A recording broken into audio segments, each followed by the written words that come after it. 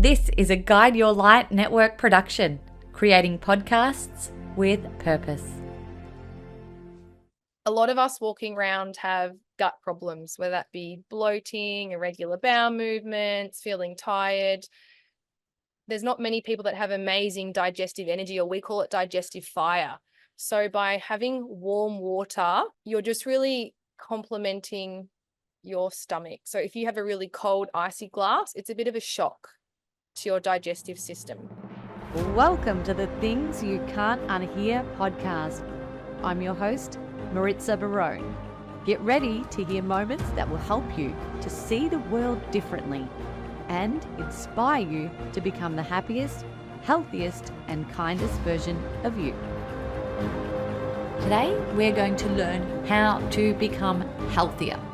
If you want to become 5%, 10%, 50% healthier, there's something in this episode today that is going to be a key takeaway from you. I have no doubt. Joining us today on this episode is Tory Giles. She's a doctor of Chinese medicine and acupuncture. She is a Master Breathwork and movement instructor, keynote speaker, and a holistic health practitioner. She's dedicated her life to empowering people to discover their ultimate flow and live their best lives. And this girl walks her talk. And I know this because she lives very close to me. She's a good friend of mine. And I see her in action with her husband, her family, and her 3 kids. In today's episode, we're going to delve into how we can lead a purposeful, healthy, and connected life. We'll explore Tory's personal routines, her journey into health and well-being, and practical tips that we can use on stress management, optimizing our sleep, diet, and holistic health integrations, and specifically how she uses breathwork and hot and cold therapy in her routine. Plus, we'll also hear about her latest ventures, including the Grove Noosa and the wellness tradie that her husband Ben has begun. Let's dive in and uncover the secrets to living your best life with Tory Giles. And don't forget, if you have someone to share this episode with that will truly benefit, make sure you do that. Rate and review the show because I'll love you dearly if you do. And also keep an eye on the live events that we have coming up. You can be part of this show in action, in real life. The link is in the show notes to learn all about our upcoming live event with David the Medium right here in Queensland on August the 15th. Now over to Tory Giles. Welcome, Tory Giles, to the Things You Can't Unhear podcast. Thank you. I'm so excited to be here. Oh, we're slightly excited. Just prefacing everyone, Tory is a very good friend of mine. We both made the move up to Queensland about 2.5 years ago, and we've sort of really navigated life together in that time, and the challenges of moving and the fun of moving. And you've been a bit of a wing woman for me, so thank you for that. As you've been mine too, all our walks and chats up Mount Coolum. Yeah, absolutely. And not only a wing woman to listen to me, but also to really show me the path of living a healthy lifestyle. I think you truly embody that in so many ways. And that's really what I want to share here today. I know a lot of people listening to Things You Can't Unhear tune in because they want to be the best version of themselves. And I think that really means being healthy, being happy, having that holistic view of life of going, what can I control? What pieces of my life can I control to make sure that I'm operating as my best self? So that's why you're here today, because I really feel like you've got a lot of tools up your sleeve. Thank you. I hope I do. You do. So just tell me firstly, like, how do you set yourself up for a healthy day or week? I know you've got 3 young girls. You're married, you've got a business, you've got a lot going on. So how do you control that setup of making that flow into your week? I think it really starts with a Sunday. So I know when Ben and I do our Sunday well, we set ourselves up for like an epic week. And by that, I mean fresh fruit and veg shop at the market. We get all our meat and poultry delivered on a Monday, all the supermarket shopping, and just doing some cooking, doing some prep work. And we have these calendars on the inside of our pantry that kind of map out the next 4 months.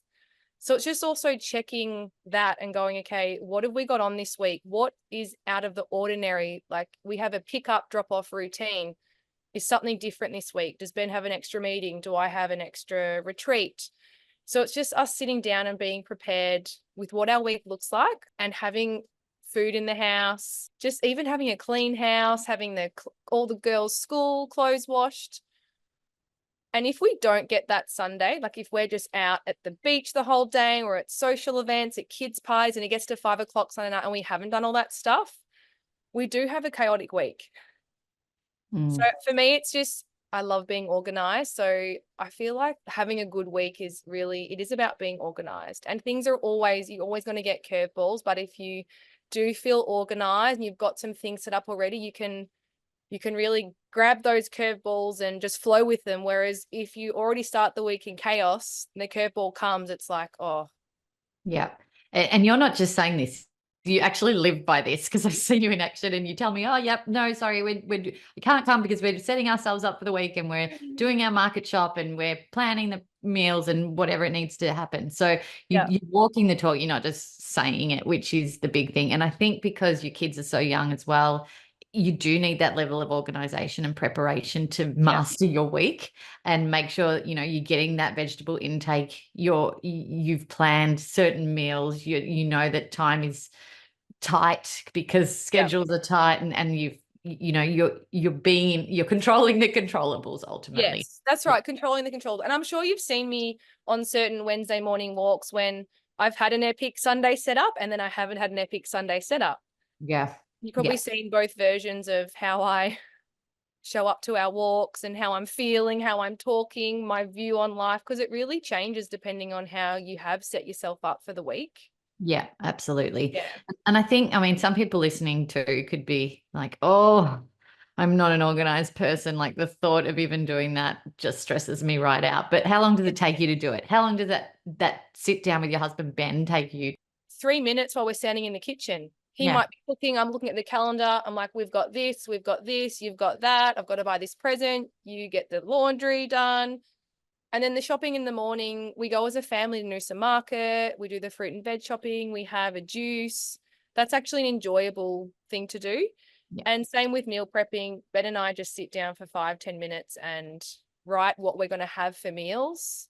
Yeah. And then some Sundays, we might do some food prep, which that can take a couple of hours, but you might put some slow cookers on, some things on the stove while you're hanging out down by the pool. So it doesn't need to take a lot of time. You can kind of do it while other things are going on in the background. Yeah, absolutely. Well, speaking, I see a lot of your meals and you're amazing at throwing food together and making it look delicious and be delicious. What's the first thing that you consume in the morning? What's the first thing that you put into your mouth?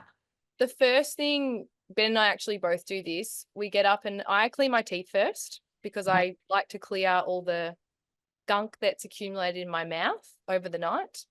So I get up, clean my teeth, and then it's water straight away. At the moment, it's warm water with a bit of lemon, and then I'll make like a herbal tea. And then Ben and I have been doing this really amazing but quite disgusting thick powder. You mix with water. It's really gluggy. It's full of psyllium husk and about 15, 16 phenomenal herbs for energy, for stress, for cleaning out your gut, for calming your nervous system. But it's like this thick paste when you drink it. So we have the lemon water, tea, I have that. And then about 20 minutes later, I'll have my brekkie. Right. Okay. That's what I go to lately. But if all of that goes down, I get up late, I don't have time. It's just clean my teeth and have a glass of water. Right. So you're putting the lemon in the water. What is the lemon in the water doing? Lemon's great because it awakens your digestive energy and especially your liver. So in Chinese medicine, sour foods really help with your liver. So it gets your digestive enzymes working in your gut and awakens your liver, starts the detox process. Plus it tastes nice. It's just like a nice cleanse that you can do in the morning before you start your day. You mentioned drinking warm water. Tell me why you're doing that. Warm water, this is probably more a Chinese medicine principle. A lot of us walking around have gut problems, whether that be bloating, irregular bowel movements, feeling tired. there's not many people that have amazing digestive energy, or we call it digestive fire. So by having warm water, you're just really complementing your stomach. So if you have a really cold, icy glass, it's a bit of a shock to your digestive system, and you have to spend all this energy warming it up. Whereas if you have a nice warm drink, it's just like nice and nourishing and soothing. Yeah. And does it absorb into your body at a faster rate? Because I do believe that when we wake up, we're dehydrated after, 8, 10, Right. 12, however long, many hours we're sleeping for, where we're not drinking any water, obviously. And we Yeah. do wake up dehydrated. Do you think this absorbs into your system at a quicker rate if it's our body temperature?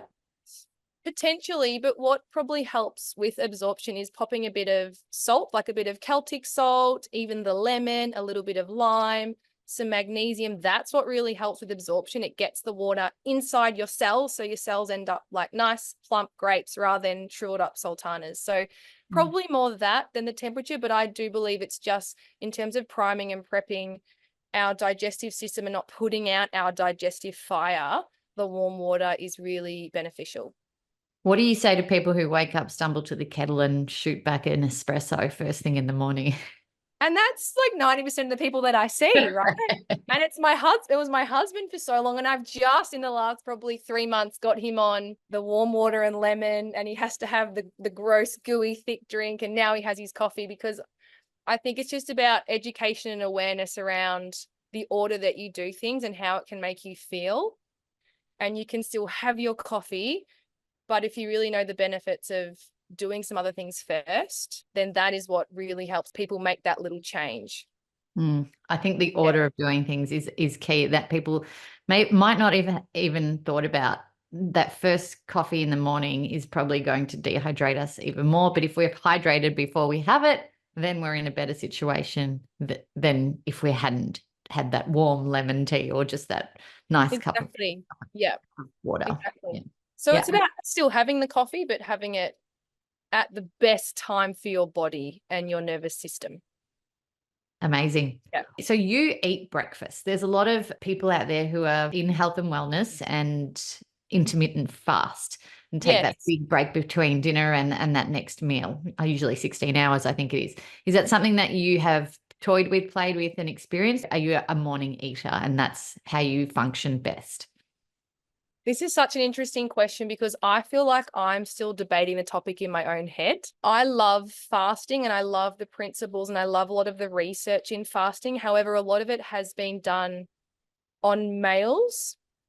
Males are on this 24-hour cycle, whereas females are on a monthly cycle, 28 days, 35 days. So it's really important, I've found, that I can fast and I do feel amazing when I do fast. And that might be for me just not having breakfast and eating at, 11 a.m., 12 p.m. for the first meal of the day. But it has to be done on the right weeks of my menstrual cycle. Otherwise, it can be really detrimental to how I feel. So half of the month, I'm definitely, probably 3/4 of the month, I'm a breakfast eater. And then there will be probably a week in total over the month where I will do some fasting, because that has incredible benefits as well. And do you know what? Sometimes the way my schedule is, like this morning, we had swimming at 7 a.m. So I had to have 3 kids up, swimming pool. It really suited me to fast this morning. Yeah. Someone mentioned intuitive fasting recently, and I was like, I absolutely love that, because I actually don't get hungry in the morning until about 10 o'clock. But like you said, hormonally, there is a certain week of the month where I'm starving pretty much the whole time. And if I'm doing myself that justice by going, okay, no, I've got this rule where I'm not eating, I don't feel as though that's serving me or my body in the best way. So listening to ourselves, listening to what our body's craving and needing is important too. Exactly right. And that I love that intuitive fasting and just waking up and going, what do I need right now? Do I feel okay to fast? Do I have the energy to fast, or do I actually need to nourish myself this morning? Yeah. There's a really amazing book called Fast Like a Girl by Dr. Mindy Peltz. And she explains all of this, and she talks about the different hormones and really simplifies the different days of the cycle that is really powerful and healthy to fast, and other days where women do not want to go more than a 12-hour fast. Hormones are a big thing that I've been, navigating recently. They and I are. think listeners as well, and getting to know ourselves. I think as young women, well, I was on the pill from like 18 years old until I had kids, and then went back on the pill, and I just didn't know my body at all. I Yeah. was just like, okay, I'm taking these pills and that's regulating everything. And then when I decided to get off the pill, I was like, hang on a minute. Whoa, okay, I got to figure out what's going on here, and then started to really look at the pattern of the hormones and when things were happening and when mood fluctuations were changing. And I think it's so important, that whole intuition around just listening to our bodies and being able to react and respond accordingly when our bodies are trying to tell us something, because they're very smart, aren't they? And if we listen, we can actually give our bodies what they need. Well, our bodies are so smart. Everything that your body does, every symptom you feel, every emotion you have are all messages. They're all messages for us to listen to, slightly course correct, make a change, start doing something, stop doing something. So if we do create space to listen, we do have everything within. So it is just tapping into that intuition, whether that's in what you're deciding to eat or what exercise you're doing or who you're hanging out with or what you want to do for work. But our bodies they're so clever. And especially, women with the menstrual cycle, we should feel really empowered by our menstrual cycle. But I feel like there was a really big gap. I know when I was growing up, I don't remember being taught anything about my menstrual cycle. Nothing.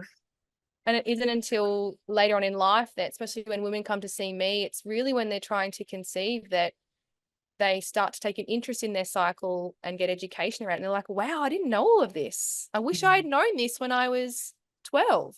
Yeah. It's such And a common phrase that I hear. this is why we need to be having these conversations more and more and more. Yeah. And you're the perfect person to have on. I mean, you're an acupuncturist, you're a doctor of Chinese medicine. Who do you treat mainly? Who does come and see you, and what type of conditions do they have when they come and see you, and what do you help with predominantly? Yeah. Over my career, I have had a whole range of clients. Like I've seen kids as young as 2 and adults as old as 80. But generally, the age group I see most of is about 18 to 50, predominantly women. I would say around 15% male, and they're usually the ones that have been sent in by their partners, like, go and see Tori. They don't know why they've come to see me, but once we do have a chat, they're really happy to be there. But a lot of women with anxiety, stress, and when that's going on, you're going to see hormone imbalance and you're going to see gut issues. So they're probably the big topics: gut, hormones, stress, anxiety, emotions. Used to see a lot of fertility when I had my Melbourne clinic. Not so much up here for some reason. I don't know if I'm just attracting a different clientele. I'm seeing more now the post-natal, like the new mums. Yeah, a lot of it will come down to hormones. When someone comes in with something, there'll be an element of hormone imbalance going on. So when people come to you, say they have anxiety or they're suffering from that and been dealing with that for a long time, they come to you, what are the stages you take them through to unravel a solution for them? Yeah, great question. We start by just having a really good in-depth chat, and I send out an initial form that's very long and detailed, and it has questions about everything. So by the time they come in, they've already had to really start to tune in with their body and go, how do I feel after I eat? Am I tired or am I energized? What do my bowels do? How do I wake up in the morning? So all these questions. So they've kind of come to me already with knowledge about their body, which I love. And then we have just an in-depth chat. And then what I love about Chinese medicine, natural medicine, is every single person is different. So every treatment is different. There's no standard protocol. If I treat 10 people with anxiety, we're going to have different conversations. They're going to walk out with a completely different treatment plan to each other. So it's really this individualized medicine. And I love explaining to them about the layers of their health. So for me, there's these different layers. It's like the physical body, the mental, the emotional, and the spiritual. And every single layer will have an impact to what's going on. So we kind of identify which layer do we need to work on first with them. Yeah, because health can be a really holistic view. It's not just one thing. It's a mind, body, and soul sort of Exactly. round ball of Yeah. like bringing all of those in together and making sure everything's working at the same level and tweaking Yeah. what you need to tweak within them. That's so true. Like if say we just work on food and someone might have the best food, organically grown, well cooked, nutrient dense, but then if they're not getting good sleep, the food's not going to have as great an impact. Or if they're in a job that they're really unhappy in, their gut is not going to digest and absorb the amazing organic food they're eating properly. So every single element affects everything else. And that's the whole idea of holistic medicine, is the body is a whole. So we don't treat the symptom, we treat the root. So in Chinese medicine, there's this saying, we treat the root, not the branch of the tree. So we kind of go deep and we unpeel all the layers and go, what's at the very bottom of this? And what I've found over the years is it's emotions. The emotions, when you kind of peel everything back, the root is there'll be an emotional imbalance going on. And especially in Chinese medicine, that's the root of most disease, are emotions. And every organ is related to a different emotion. So the lungs is grief, the liver is anger and resentment, frustration. So yeah, it's really about peeling back the layers with someone and identifying what their root is, and then working with them to go, how can we best support you in your journey moving forward? These are such like complementary medicines when it comes to an illness, for example. And I think it's so important that we integrate these into integrative medicine, obviously, Yeah. is where that term came from. But we integrate these into any health challenge journey that people are going through, because traditional Western medicine is obviously it's treating the symptom, not the cause so much. And, Yeah. getting rid of the pain or getting rid of whatever it is that's going on, but then going, let's go deeper. And this is where integrative medicine comes in, is what caused it initially, so that we can get to that root cause and it won't flare up again. And that's why I think what you do is so damn important. I know you're one of those like constant learners, so you love to continuously gain more and more new information. And you've recently been on a bit of an escapade around breath work and cold plunge and bringing that into what you offer as well. Tell me how all of that started and where that interest in it came from. It would have been maybe 3 years ago now, after a good chat, get people up on the acupuncture bed. And I would just notice I would always get up and their breath would be, they'd be breathing quite rapid, breathing up into the chest. And I would naturally just slow their breath down. But by the time I put the needles in, left the room, came back in, I would just see their whole body had relaxed. They would breathe slow. They were breathing deep into their belly, really softly. And it was just this pattern that I kept seeing. And then I just started to talk more and more about the breath naturally, just, talk them through, guide them where to breathe, to how to breathe slow. And with my brain, I always need to know more. I was like, I'm telling people how to breathe, but I want to learn the science of breathing, because that's just how my brain works. I love learning and understanding actually how things work. So I was like, I've got to go and do a breathwork course. I've got to get all this knowledge in my toolkit so I can come back and do it with my clients. So I did some research and found, I think, the best breathwork training course in Australia at the moment, with a great guy called Johannes, and went on the most epic learning journey probably of my life. We went into the mountains for 5 days and we went through the whole journey ourselves. And the whole basis of that is you can only take someone so far as you've been yourself. So I thought I was going there to learn all these breathing techniques for a toolkit to go and use on my clients, but I went there to learn for me. And the transformation I had as a person, as a mother, as a business owner, as a health practitioner in the mountains was just profound. So breathing had just deeply impacted me in a way that I can't even really explain. And then that's where the cold plunges came into, and the heat and the breath. And I was just hooked. And I had to I'm like, everyone has to do this. Everyone has to know what this feels like. I've heard it a lot of times from you, and your face lights up every time you talk about adventure. And I think you've engaged many times with Johannes as well and done more of his work. Yes, went back and did my master training and went back and then helped train the new people on their breathing course. taking a quick minute to interrupt this conversation to let you know about something exciting I am growing. As you might know, I'm incredibly passionate about helping people to find and share their voice, especially if their voice is one that aims to create positive change in others. And I've launched a podcast network with purpose. It's called the Guide Your Light Network, that features podcasts and voices that inspire, educate, and transform listeners. And we have a library of podcasts that are part of our network that truly embody that mission, and we're looking for more. If this has sparked interest in you and you are ready to start exploring speaking and using your voice in this way, I'd love for you to check it out. Also, if you have something important to say and you don't know where to start to bring that to life, we can also help you to craft your authentic message through our Guide Your Light online sessions to help you get super clear on your intention, messaging, and structure needed to launch a podcast of your own that is authentically you. Just head over to guideyourlightnetwork.com. What were some of the practices that you did that really stuck with you during this expedition? It was really whether people call it breakthrough breath work, transformational breath work, rebirthing breath work. Different people have different names and techniques, but basically it's just faster than normal breathing. And you basically go on this whole journey of starting off slow and then breathing fast.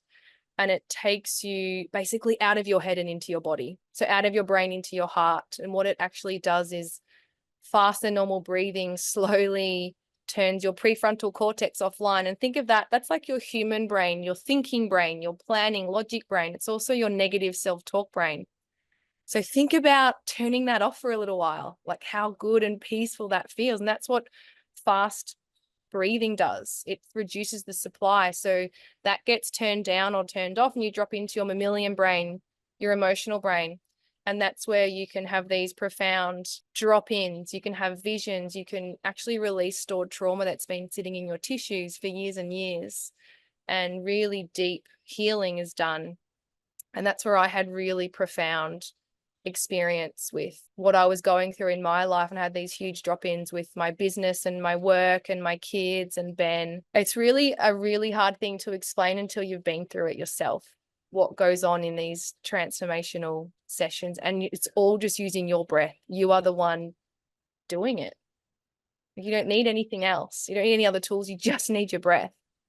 That's what I found really powerful, because one of my main things is empowering other people about their health and letting them know they have everything they need to lead a happy, connected, purposeful life.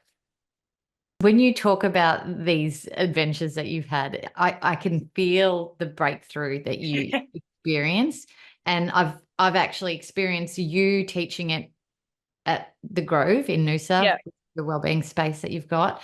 And I love the way that you explain it, because I think it's so important that that term of breath work, and it's so popular these days, everyone's throwing around breath work and ice baths. But when you explain it in that way to tell us exactly what it's doing and why we're doing it, it becomes so easy to understand the benefits, obviously. And when you know why you're doing something, you continue to do it because you see the benefits and you're expecting the benefits. I love the way you explain it. Tell me about the different types of breath, because I know like you can have those breakthroughs when you breathe in a certain way. There's specific breath you can use when you're exercising too. There's specific breath when you want to prepare for sleep. There's so many different things. Tell me a little bit more about that. Yeah, that's what I love about it. There's this whole, we call it the spectrum of breath work. All the way down the left side is the slower than normal breathing. And this is where we can really work on our functional breathing, how well we are breathing. A lot of us in our modern world, we breathe too fast and we breathe too shallow. So this left spectrum of breathing for me is all about restoring how people functionally breathe, and just teaching our bodies how to breathe slow again, how to feel calm, how to feel peace, how to bring down our nervous system. And this is also, there's lots of research and science here where this is where you can actually do breathing techniques to help with breathing difficulties like asthma. So it's really kind of powerful, science-based, breathing slow, calming the nervous system. We start to move down the spectrum, down this right side, and this is where like the fireworks and the magic is. This is where we can actually reach altered states of consciousness with our breathing. And this is the faster than normal breathing. So there's this whole spectrum, and it just depends what you need at that time. Like this morning, we just had a chaotic morning. My alarm didn't go off. We had 7 a.m. swimming. My nervous system had been on, like crazy on for like 2 hours. And I was getting the girls some chais and hot chocolates before school. And I was at the coffee shop and they were in the car. Probably shouldn't leave them in the car, but I could see them. And I just stood there and I just did 5 minutes of heart coherence breathing while I was waiting for the hot chocolates to be ready. And heart coherence is slower than normal breathing. It's so simple. It's 5-second inhale and 5-second exhale. So it slows your breath down to 6 breaths per minute, whereas most of the time you might be breathing up around 14, 16 breaths per minute because we're all breathing too fast. So just doing that in the coffee shop for 4 or 5 minutes is a complete nervous system reset. So it took me from up here, overwhelmed, anxious, on edge, back down to calm, connected, clear. And I got back in the car, a different mum to how I got out of the car. You weren't the crazy ass mum that they were expecting. I was the crazy mum yelling, get your shoes on, what are you doing? Come on. Then I got back in and I was like, hi girls, got your chai. And just 4 minutes in a coffee shop. I didn't need anything. I didn't need anyone. No one knew I was doing it. I just stood there and did it. And that's where it's so powerful. So but yeah, just different breathing styles for different moments of your day. I love that you chose to breathe and calm yourself rather than scrolling social media, which is what so many of us are guilty of doing. Every spare moment that we get, it's like, I'm waiting for a coffee. I'll just check an email, check my phone, check Instagram, check Facebook, check something, look at old photos, whatever it is on the damn phone. But using that moment to go, I'm not reaching into my pocket or my bag. I'm not pulling my phone out. I'm actually just going to stand here and use this 4 minutes to nurture myself through breath. Yeah. It's pretty cool. That is just like one hack. Take that away from this conversation, everyone listening, and that you're already winning. Seriously. Yeah. And like you said, there's different breaths for different moments. So say you do wake up in the morning and you're feeling lethargic and tired and you just are unmotivated and you just can't be bothered. You might just stand up and do 20 to 30 big, deep, faster breaths. Like, and after those 30 breaths, you've actually brought up your nervous system. So you're ready to go for your day. And that will take a minute. And you've changed your energy. And you've completely changed your energy, changed your mindset. You've actually changed the physiological structure in your body too. And that's what I love about the breath is it can be so quick yet so powerful. And a lot of us, we're time poor. A lot of my clients, they're like, I don't have time for that. I don't have time for this. But everyone has time during their day to do a little bit of breathing. You can do it on the toilet. You can do it while you're driving. We're breathing, otherwise we're not living. You're right? breathing anyway. So it's changing the way that we breathe. Exactly. Focusing on the breath. When I came to the Grove, Noosa, and did one of your breathwork sessions and your cold plunge, you handed out some mouth tape to everyone to take home and put over their mouth when they were sleeping so that we'd breathe through our nose when we are sleeping. Tell me why. Because I did it, and it turns out that I am a nose breather at night, which is great because you don't wake up with bad breath. But what are the benefits? I love mouth tape because, again, if you just want one quick health hack that you don't have to do anything for, but is going to make a profound difference to your health, your sleep, the way you wake up, it's putting mouth tape over your mouth. A lot of us, they say in kids now, it's about 60% of kids are mouth breathers. I actually don't know the stat of adults, but I would say it's around the same, are mouth breathers. When we breathe through our mouth at night, we're going to naturally breathe faster, breathe shallower, and not get to the lowest lobe of our lungs. We're not oxygenating our body and our cells as well as we could be. And we actually dehydrate our bodies. So just by shutting our mouths and breathing through our nose, we're filtering the air. We're naturally breathing slower, which is going to put you into a deeper state of rest and sleep. We're getting the air all the way down to the lowest lobe of our lung. We have better oxygen exchange. So basically the purpose of sleep is healing, repairing, restoring. By nose breathing all night, we are enhancing that, and we wake up fresh, focused, energized. So classic signs that you are mouth breathing is you get up to use the bathroom in the night to go to the toilet. You wake up with a dry mouth. You're right. You wake up with bad breath, and you wake up feeling a bit foggy. So if you're doing any of those things, just try the mouth tape. Just 7 days. It takes about 7 days to use. So just try it and see if your quality of sleep enhances, and see if you wake up a little bit fresher, a little bit more focused. Does the same go for when you are exercising? Yes. And this is a big topic that's kind of changing. We should always be breathing through our nose. Always. The only time we should be opening our mouth is to talk or to eat.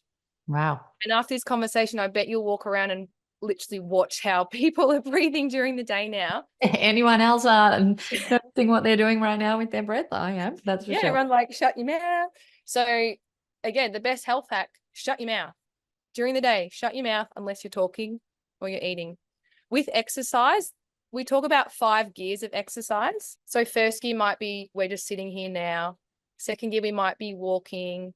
Third gear, we might be jogging. Fourth gear, we might be doing a really, an intense workout. Fifth gear, we are sprinting. Fifth gear, we cannot breathe through our nose. So when we move up into that 5th gear, which is like 100% go, go, go, we need to breathe through our mouth. But they say all the other gears, we need to train ourselves how to nose breathe. And if we can do that, we actually, if we're running, we can go longer, we can recover better. But it is a big switch. It takes about 6 weeks to switch from going for a general jog mouth breathing to switch it over to nose breathing. But yes, most exercises should be nose breathing. And is that in through the nose, out through the mouth, or in through the nose, out through the nose? Those first few gears, you'd probably be able to do in through the nose, out through the nose. But when you got to maybe the 3rd, 4th gear, in through the nose, out through the mouth, whatever feels good for you. It's the inhale that's really important to breathe through your nose. Right. The out breath doesn't really matter as much. It's whatever, if you are exercising, you're in a more of an intense Pilates class, if you want to breathe through your mouth, that's fine. But just getting that inhale through the nose. So interesting. All right. So breath is tied very closely with cold plunge. So because you've explained the breath functionality to us so well, can you talk a little bit about the cold plunge as well, and the ice baths that so many people are getting into? I've got one in my garage. I refuse to do it over winter. Just painful. But my husband It's does hard it in winter. daily, and he's in a really great mood for about 4 hours afterwards.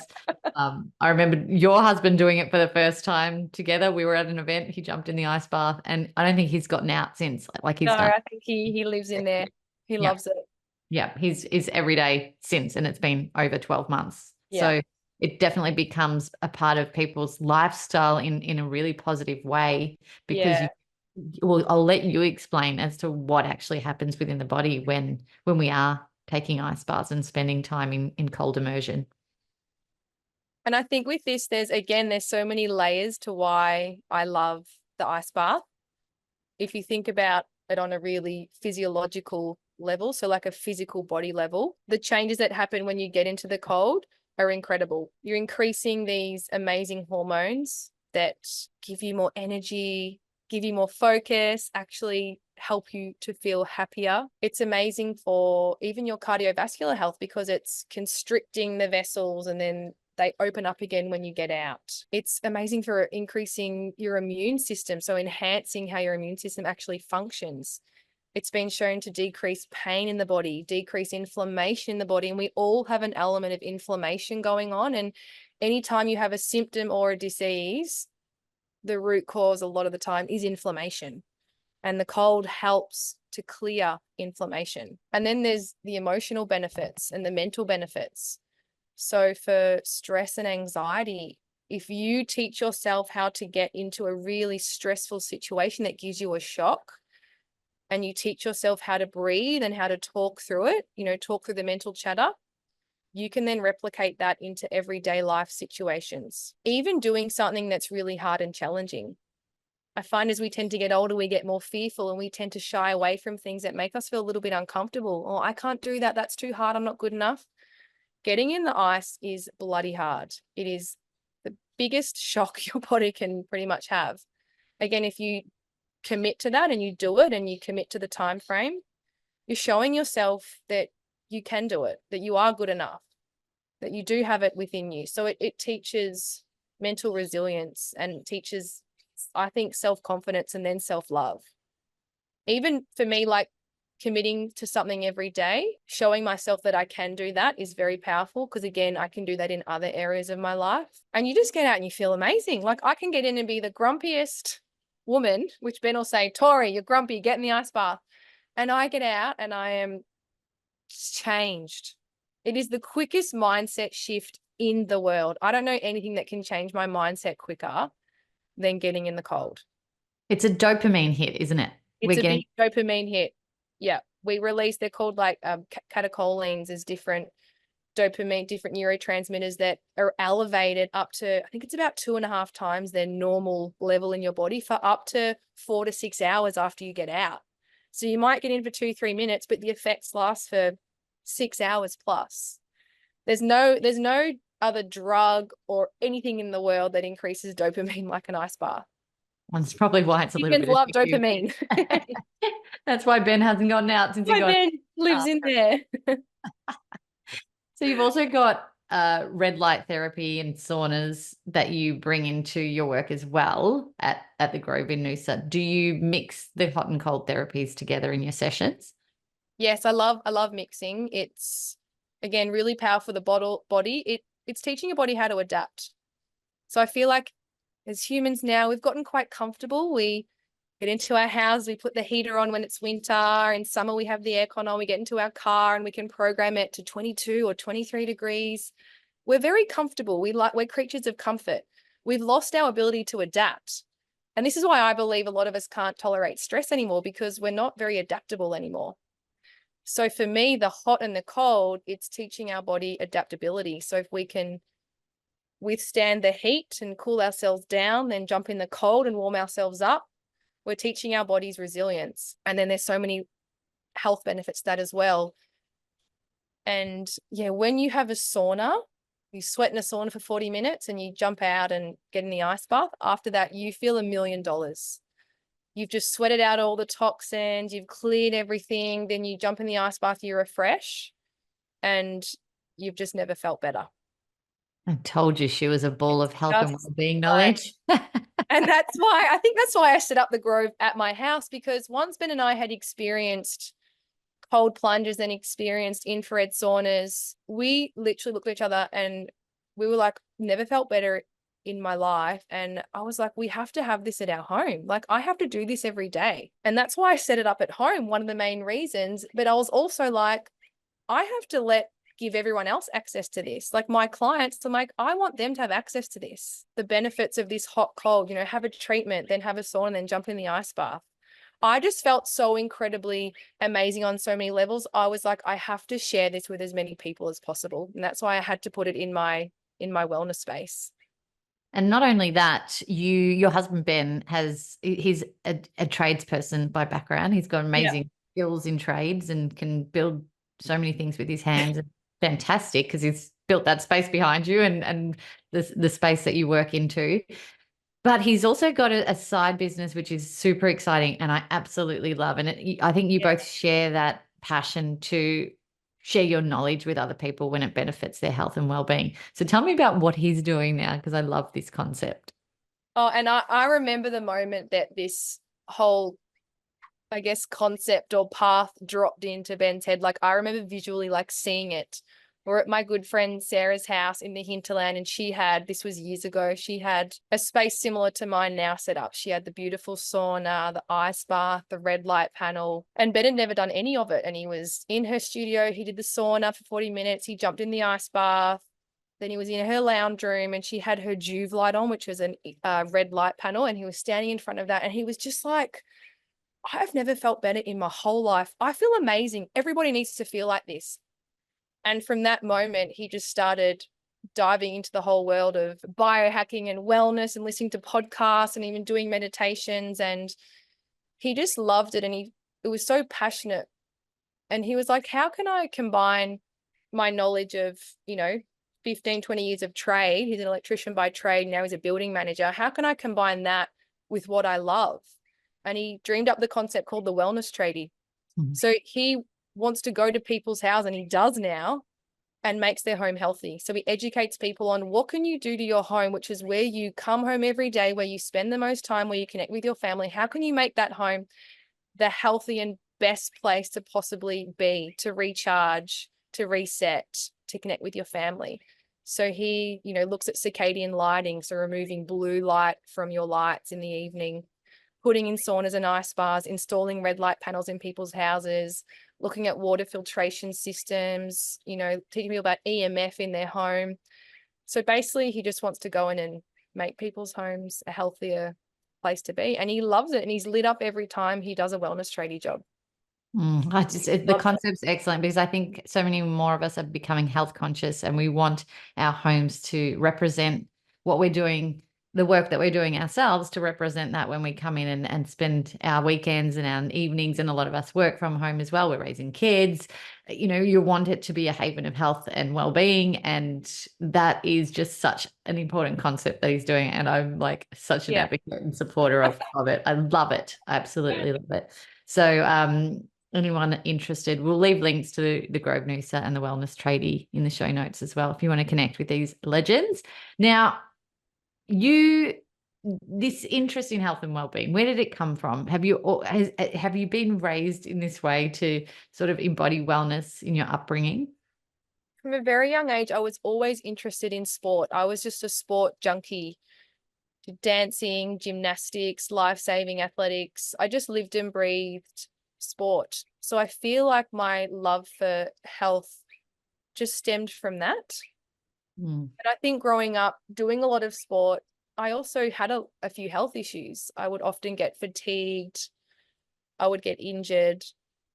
And I got treated by a Chinese medicine practitioner at quite a young age. And it was just an incredible experience. So I think my love for the natural medicine world was also sparked then. And at school, my subjects, I loved PE, outdoor education, psychology, biology, like all the subjects I loved just happened to be about, they all kind of came down to the body in the end, the body moving, the body functioning.